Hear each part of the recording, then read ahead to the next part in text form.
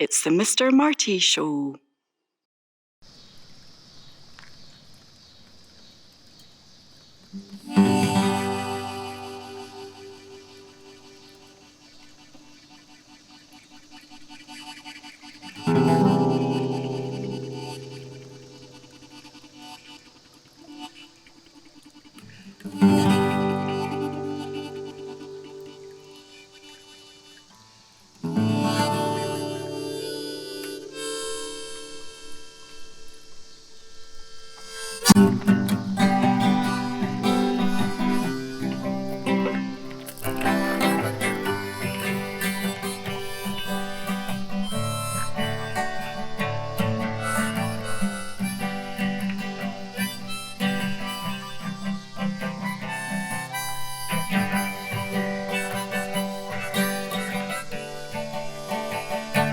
Feeling kinda low, there's a place you ought to go.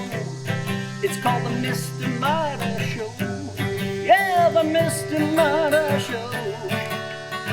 We got a lot of friends that you didn't even know. Out there on the Mr. Marty Show, all around the world for the Mr. Marty Show.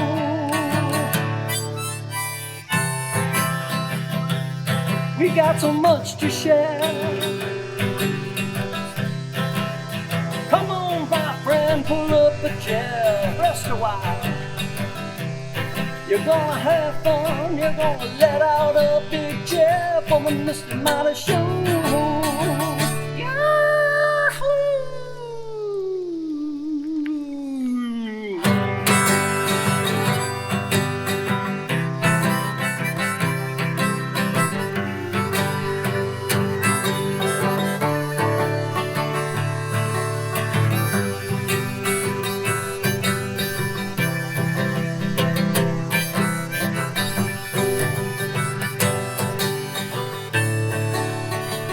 I'm the Mr. Marty Show. I'm the Mr. Marty Show. Live action on the Mr. Marty Show. I'm the Mr. Marty Show. The Mr. Marty Show. Oh, yeah. Live action on the Mr. Marty Show. Show, show, show, show, show, show, show, show, show.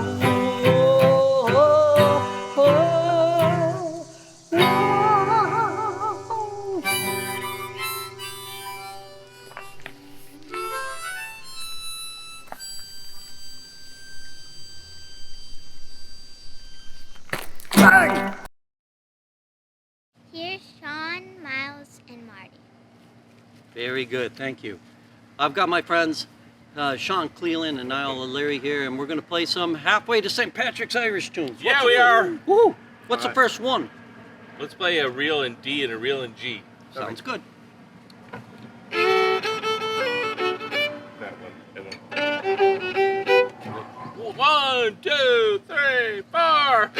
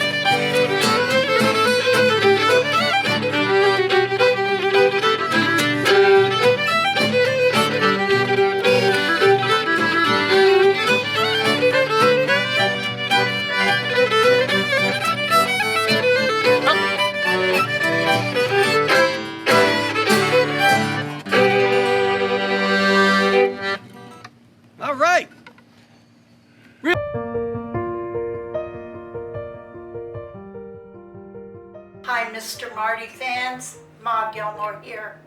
Today we're celebrating the halfway mark to St. Patrick's Day. We're all a little Irish. Well, I'm finding out that I'm more and more Irish. I love Ireland.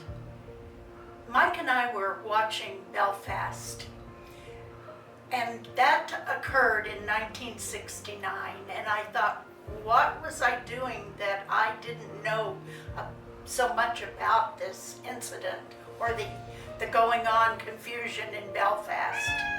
What was I so busy with?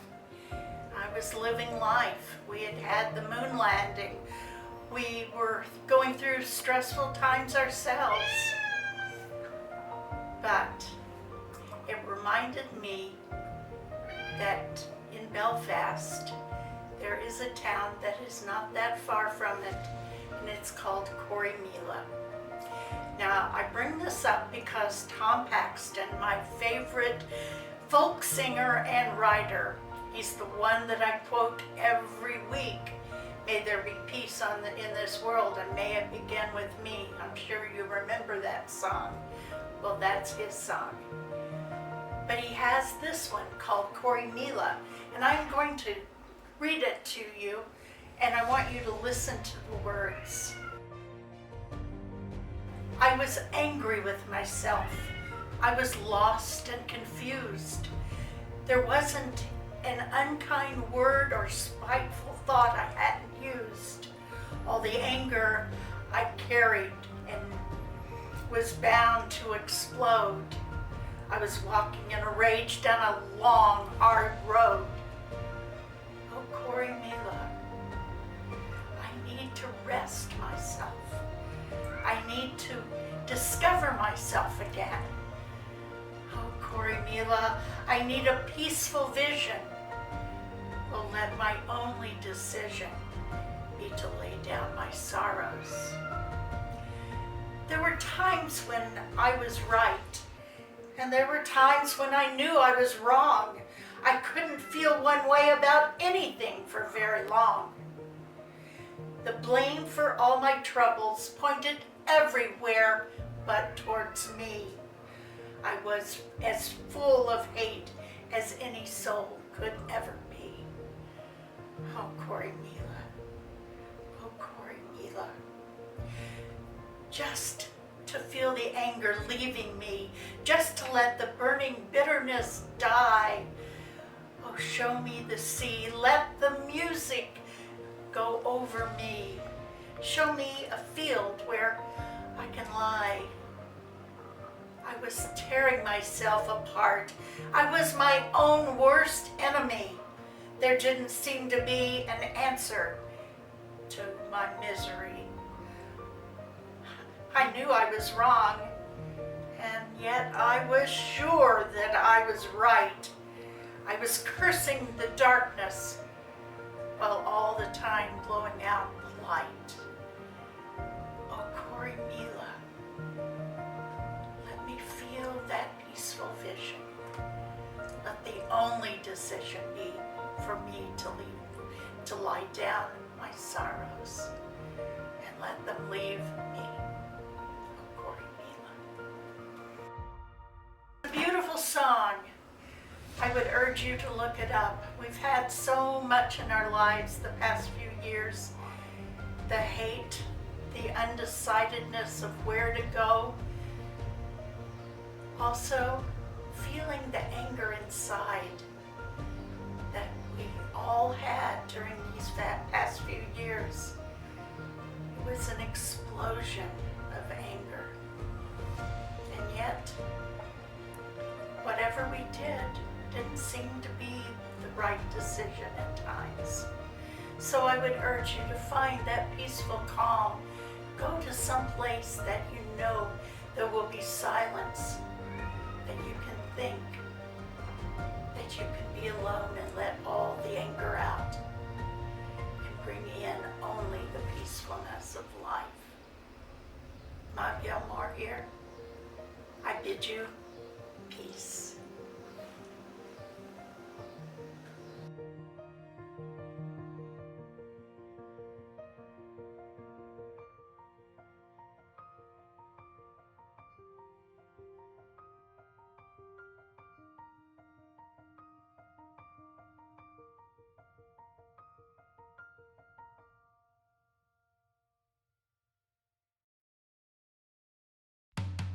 Hey, want to show your support of Martin's artist endeavors? Buy Me a Coffee is an online site that makes supporting Marty easy. In just a few taps, you can make a payment of any amount, and no account is needed. You can also decide to become an ongoing supporter. Go to martinmccormack.com and click on the words Support Martin. Let's help Martin keep it all caffeinated.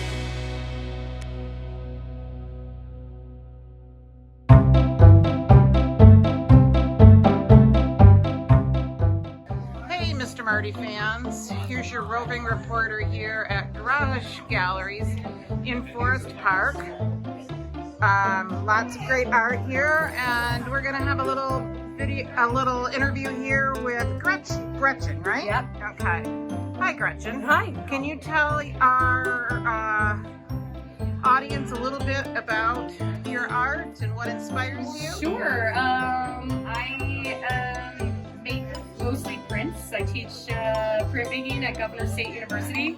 And I started collaborating with one of the ceramicists that I work with, a fellow faculty there. And we started making a cocktail line of porcelain, slip-casted cocktail ware, essentially, both being enthusiasts ourselves. So we started with like a Collins glass, martini glasses, and stuff like that. And the idea was that she was designing the slip-casting molds, and then I was decorating them. And then this last semester of teaching, I thought, oh, I really want to learn this process. Let me go ahead and take a course with her. And so I took a class in slip casting. And so some of them, the things that I'm selling at Garage Galleries here in Forest Park are either commercial molds or molds that I made myself, depending on what I wanted to make, for instance. Okay, and it's awesome. We've got a whole variety of things here, and these are your prints. Those are not my prints. Those This are is not my your prints? student Dominique, who is my lab tech at GSU. Awesome. I teach printmaking, like I said. So this is a screen print. This is a reduction wood block here, where it's basically called the suicide block, where you carve a layer, print a layer, carve out another color, print another color. So it's a sort of disintegrating self-portrait. And then another combination of screen printing and reduction printing together. And then she also took that same slip casting class with me. So these are her slip casting. So she made a sprig mold, for instance, and then made a found object mold, and then sprigged them together. If that makes sense. And then what are these fabric things? This is the artwork that I make for my own research-based work, right? Like things that I show. So I use a combination of stuffed fabrics that I usually print or make from scratch. Like this is a gesso transfers onto canvas, and then assorted fabrics. This is a painting I made in undergrad. It's called Upcycling in the year 2003, because I just wanted to use fabrics during 2020 that had to do with, couldn't really leave the house, right? So what are you going to use in your own home, right? And I also had to teach a class online, and it was a printmaking class. And how do you teach a printmaking class about you don't have presses or you don't have equipment? And everybody's got to work with what's in their house. Right. So you can make Xerox copies at Kinko's and go pick those up. Well, I don't think it's called Kinko's anymore. I think it's called like FedEx or something. But you can go make Xerox copies, and this is a really easy way of just transferring images onto fabric or any materials, wood, any materials you want. Essentially, you can transfer it.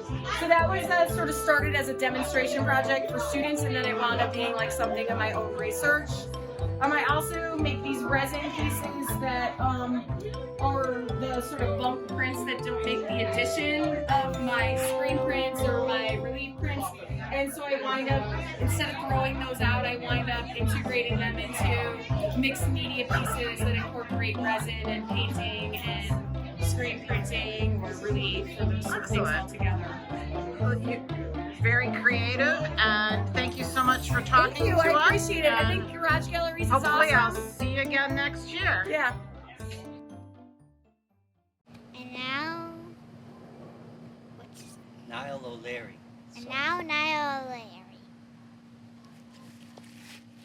Well, we're going to do a slip jig, and a slip jig is typically a soft shoe dance done by lovely young girls But today, I'm going to do a manly, hard shoe, badass slip jig, and Sean is going to play the fiddle. 1, 2, 3.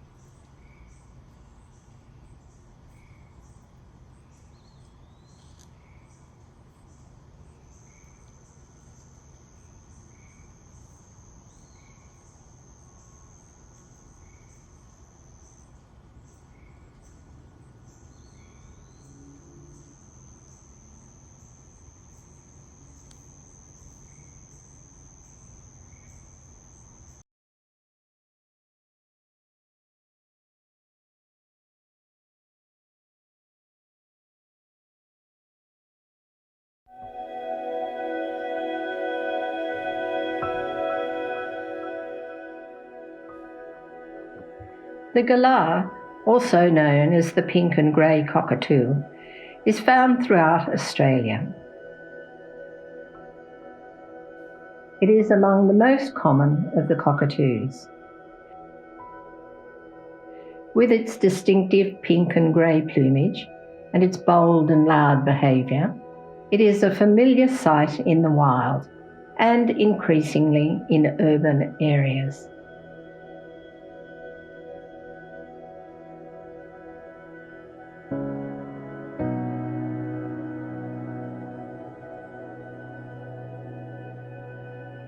It is often found in flocks of 10 to 1,000 individuals.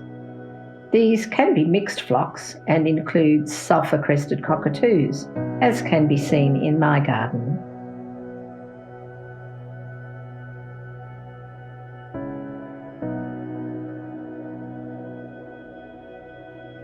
They often forage on the ground for food in open grassy areas, mainly feeding in the morning and late afternoon.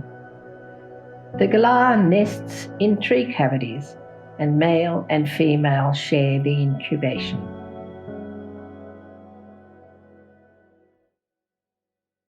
And now, 30 seconds of cue.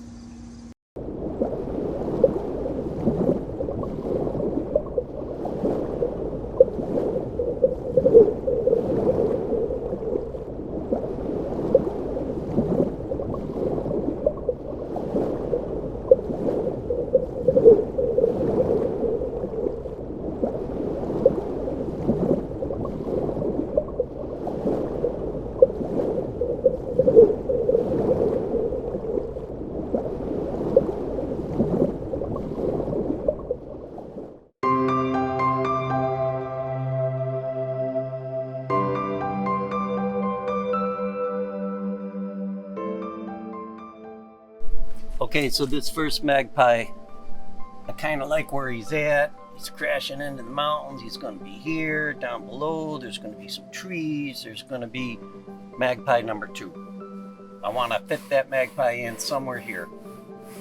Okay, 2 for joy. They're flying together. So this is, again, roughing it in, then detail.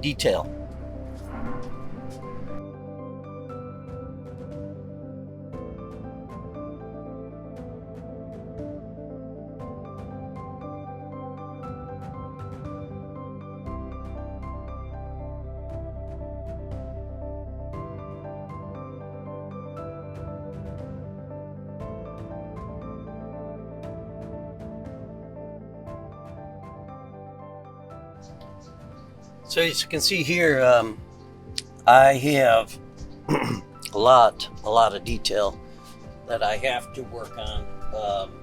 Let me bring in the camera again. So you can see here is the ruff of the birds. I've got my 2 magpies in flight.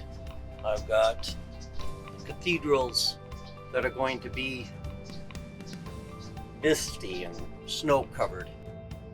I'll probably, I don't know, I'm tempted to, I have to toy with what time of day. That's going to change the whole look on shadows and everything on the mountain, and it's going to take a little bit of imagination, but it might, I have the light coming from over on the left side to create the necessary iridescence that's in the wings of the bird. But I got a long way to go. One of my favorite things. Down below here, what we're going to have is we're going to have kind of some scrub, some trees, pines and such. So you get this, almost this feeling of, you know. So what I have to do next on this, for this next part of doing this, is now what I have to do is really get detailed down to the specifics of how many feathers I have on each wing.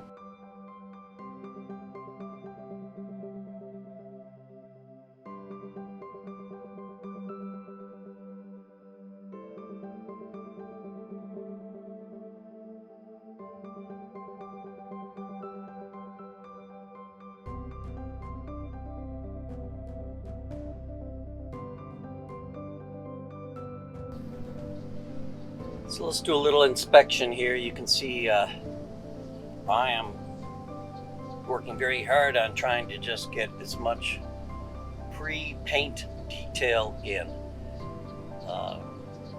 The big secret here, of course, is the feathers and just the right amount of white. Still got some tightening up to do, so let me.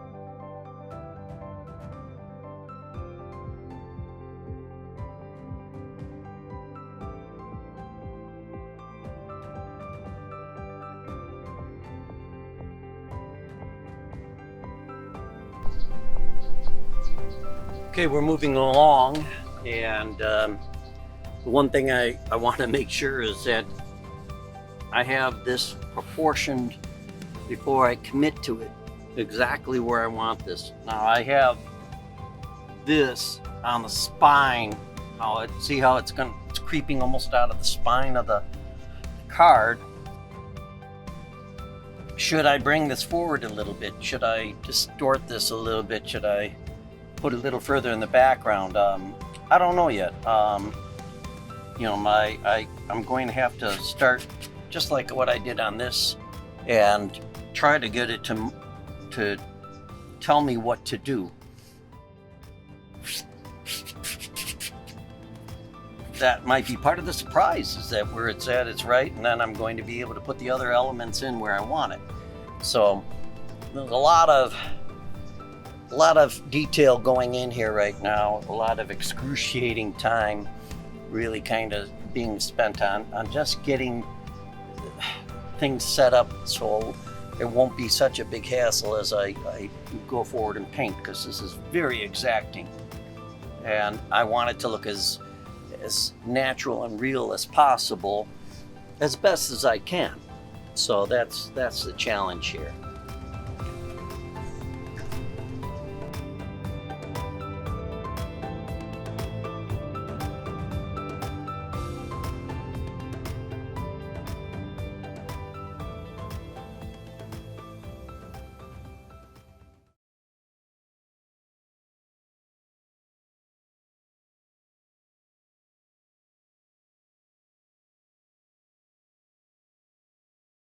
Here we are on our Halfway to St. Patrick's Day show, and I've got Cleland and Niall O'Leary here, and we're going to play a couple of jigs, Yep, correct? jigs. All right, what are we going to play? We'll play that one into the catch jig. Okay, here we go. 1, 2, 2, 3, 4.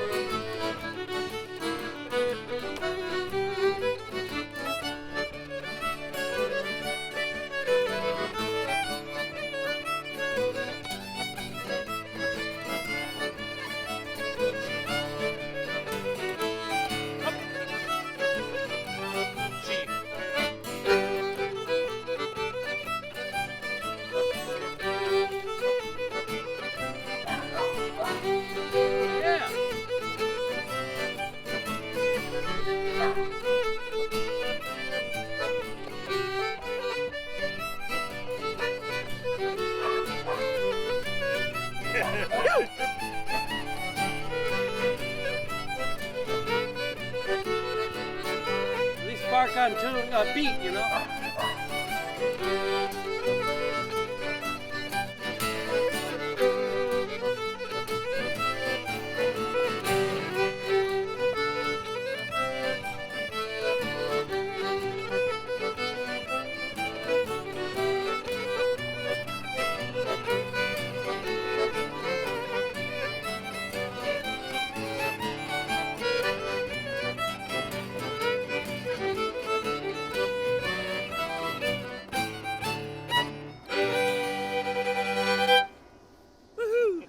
All right.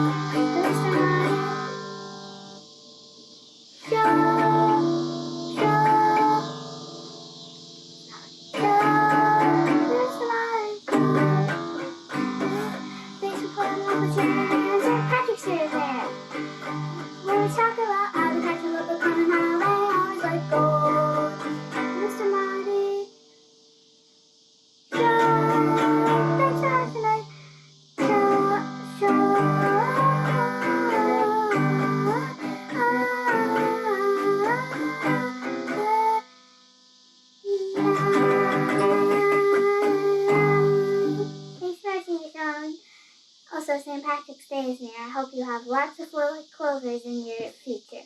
Bye.